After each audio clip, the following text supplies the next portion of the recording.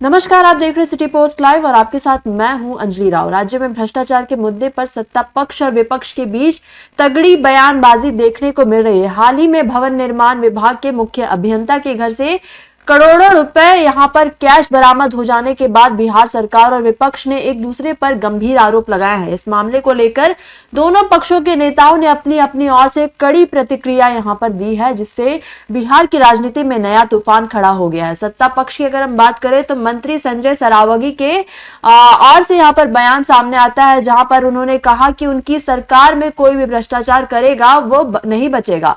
इसी के साथ साथ उन्होंने अपनी सरकार की जीरो टॉलरेंस नीति का बचाव करते हुए कहा कि 2005 से पहले भ्रष्टाचार को सत्ता का संरक्षण मिलता था, लेकिन अब ऐसा नहीं होगा। वही अगर हम विपक्ष की बात करें तो राजद विधायक इजराइल मंसूरी का बयान सामने आता है। उनका कहना है कि विपक्ष ने सरकार पर निशाना साधते हुए कहा कि पूरी सरकार भ्रष्टाचार में लिप्त है और अधिकारियों पर छापेमारी होनी चाहिए। वही मंसूरी ने आरोप लगाया कि राज्य के शीर्ष अधिकारी भी भ्रष्टाचार में शामिल है और उनकी संपत्तियां सैकड़ों करोड़ों में है और अब ये देखना है दिलचस्प होगा कि आरोप प्रत्यारोप किस दिशा में जाता है। लेकिन पहले आप इन दोनों ही नेता का बयान सुने, जहां पर बयानबाजी तेज हो गई है। पहले आप उनका वो बयान सुने।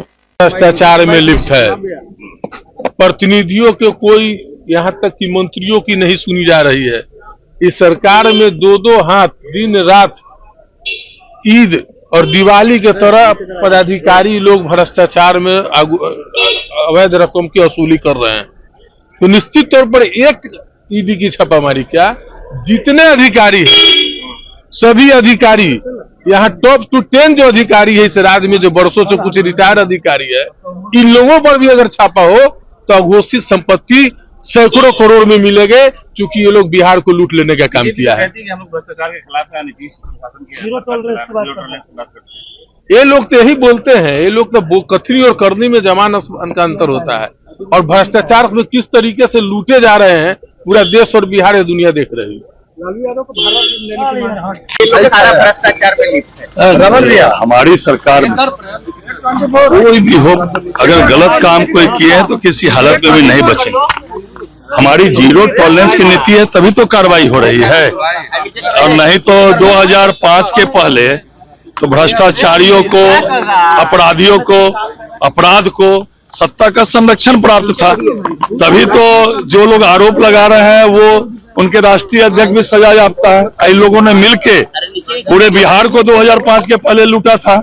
लेकिन हमारी सरकार है तो जो भी गलत काम करेगा वो बचेगा नहीं किसी हालत में। मंत्री जी पर अधिकारी के साथ मंत्री पर भी आरोप लगा रहे, कह रहे कि मंत्री का भी मिली भगत है इसमें।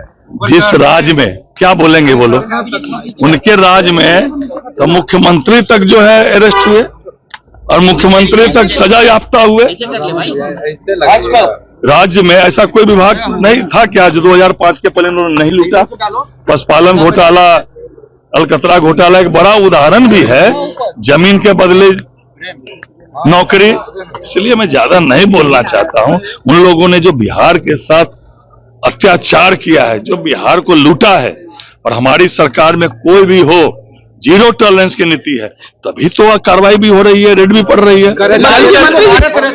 तो आप सुन रहे थे क्या कुछ कहते नजर आ रहे थे सत्ता पक्ष से विधायक और विपक्ष से विधायक क्या कुछ कहते नजर आ रहे थे इस पूरे मुद्दे पर। लेकिन अब ये सही में देखना दिलचस्प होगा कि आरोप प्रत्यारोप किस दिशा में जाता है और क्या बिहार सरकार अपना जीरो टॉलरेंस की नीति को सही मायने में लागू कर पाएगी। वही विपक्ष की ओर से जारी सवालों का जवाब मिलेगा, ये आने वाले समय में ही ये पता चलेगा। इसके साथ साथ इस मामले पर राजनीति में उथल पुथल मची हुई है और बिहार के नागरिक इस पूरे घटनाक्रम को बड़े ध्यान से देख रहे हैं। अब ये देखने वाली बात है कि क्या कुछ होता है, लेकिन फिलहाल इस खबर में बस इतना ही। आगे खबरों के लिए आप बने रहिए सिटी पोस्ट लाइव के साथ। आपका धन्यवाद।